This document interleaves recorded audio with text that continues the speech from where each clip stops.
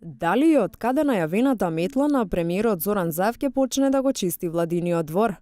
Во јавноста веќе се лицитира со конкретни имиња и се тврди дека наводно Заев направил список со 15 функционери од кои не бил задоволен. Се шпекулира и со името на министерката за правда Рената Десковска, која требало да се врати во ресорот образование. Ваквите комбинации министерката ги негираше.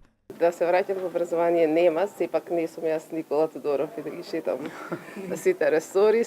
Министерот за здравство Венко Филипче не одговори прецизно дали очекува метлата на Заев да заегри во неговиот ресор. Тој најдобро знае кој од неговиот тим добро работи, ги исполнува, обврските останува, бил или не бил отворен за комуникација со граѓаните и нормално дека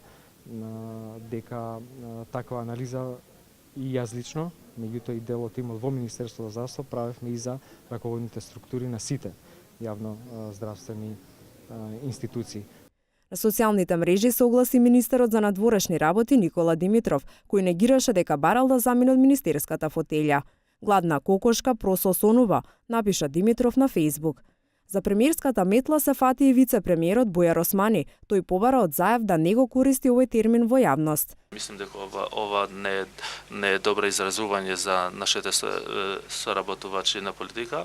Ова е некако импонирано од политичкиот дискурс. Јас ќе го отстранувам термот на чистење за моите соработници. На митинг во Карпош пред вториот изборен круг Заев најави дека чистката ќе почне по изборите. За метлата тој најави дека ќе замете ика и власта, ика и опозицијата.